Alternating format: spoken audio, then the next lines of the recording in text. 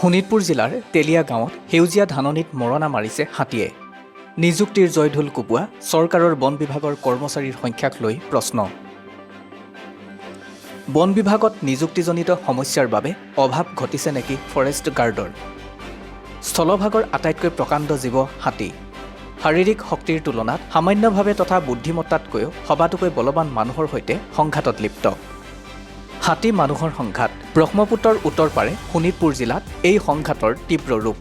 এই সংঘাতৰ পাৰিপাৰ্শ্বিক বিশ্লেষণ কাৰণ আমাৰ সমাধানৰ উপায় বিস্তাৰিতভাৱে আগবঢ়োৱা হ'ব পৰৱৰ্তী প্ৰতিবেদনত। হাতীৰ পৰম্পৰাগত পৰিভ্ৰমণ পথ মানুহৰ দখলত। আমি দুখন প্ৰতিবেদনত উন্মোচন কৰিম সংঘাতৰ সবিশেষ কাৰণ আৰু সমাধানৰ সম্ভাৱনা। হাতী মানুহৰ সংঘাত আজি অসম মুলুকৰ দৈনন্দিন খবৰত পৰিণত হৈছে। ব্ৰহ্মপুত্ৰৰ উত্তৰ পাৰে এই সংঘাতে দুয়োটা প্ৰজাতিক ক্ষতিগ্ৰস্ত কৰি আহিছে যোৱা কেইবাটাও দশক ধৰি। শেহতীয়াকৈ শোণিতপুৰৰ বৰচলা সমষ্টিৰ অন্তৰ্গত তেলিয়া গাঁৱত বন্যহস্তীৰ উপদ্ৰৱত বিঘাই বিঘাই ধান খেতি বিনষ্ট হৈছে। এই ঘটনাৰ সন্দৰ্ভত নিৰ্বিকাৰ বন বিভাগ। হাতীৰ উপদ্ৰৱত বিনিদ্ৰ ৰজনী পাৰ কৰা কৃষকে এতিয়া মূৰে কপালে হাত দিবলগীয়া হৈছে। ভুক্তভোগী কৃষকে জনোৱা মতে নিশা হ'লেই ব্ৰহ্মপুত্ৰৰ চাপৰিৰ পৰা কেইবাটাও হাতী ওলাই আহি ধান খেতিৰ ক্ষতিসাধন কৰি আহিছে বিগত কেইবাদিন ধৰি। আমাৰতো এইটোৱে মানে সদায় আমি খবই পৰা নাই। আমি এই তেলিয়া গাঁও তেলিয়া পথাৰত আমি সদায় দেখি আছোঁ। সদায় মানে অলপ বেলি সোমালেই হাতী সোমায় ধানত।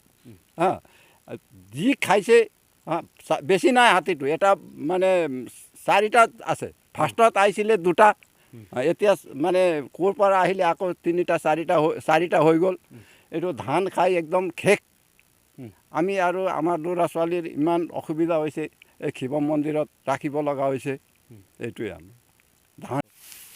এইটো আমাৰ তেলিয়া গাঁৱৰ শোণিতপুৰ জিলাৰ বৰচলা বিধানসভা সমষ্টিৰ তেলিয়া গাঁও গাঁও পঞ্চায়তৰ অন্তৰ্গত এই তেলিয়া গাঁও তেলিয়া পথাৰ বুলি নামকৰণ আছে।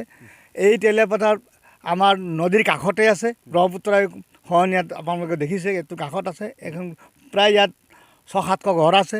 এই ঘৰৰ এটা পথাৰ। এই পথাৰত বনৰীয়া হাতীয়ে যি উপদ্ৰৱ চলাইছে এই সপ্তাহ দিন ধৰি দিনেই নিশাই বনৰীয়া হাতীৰ উপদ্ৰৱ। আমি অসম চৰকাৰৰ ব্যাগুম এটা বন বিভাগ থকা স্বত্তেও আমি তেখেতসকলক খবৰ কৰিছোঁ, কোনো ধৰণৰ কাণ খৰ কৰা আমি দেখা নাই। আজি আপোনালোকৰ যোগেদি চেনেলৰ যোগেদি আমি অনুৰোধ কৰিব বিচাৰিছোঁ বন বিভাগক, যাতে আমাৰ এই কৃষক ৰাইজৰ দুৰৱস্থাৰ অলপ বুজ লৈ আমাৰ এই হাতীৰ মানে উপদ্ৰৱৰ পৰা আমাক বচাই লয়, সেয়া অনুৰোধ কৰিছোঁ, টানি অনুৰোধ কৰিছোঁ আমি বন বিভাগক। গেৰ ধৰা ধান হাতীয়ে গছকি এফালৰ পৰা তছনছ কৰিছে। ভাল দিনৰ সপোন দেখুৱাই ৰাজ সিংহাসনত দখল কৰা চৰকাৰে দেশক ধনৱান কৰিবলৈ ৰাইজক বিপ্ৰ দামোদৰত পৰিণত কৰি আলু পিঁয়াজৰ পৰা ঔষধলৈকে সকলোৰে মূল্যবৃদ্ধি ঘটাই কল্যাণকামী ৰাষ্ট্ৰৰ পৰিকাঠামো তৈয়াৰ কৰাৰ পাছত অভাৱ অনাটন নিৰীহ সাধাৰণ মানুহৰ বিধিলিপি হোৱাদি হ'ল।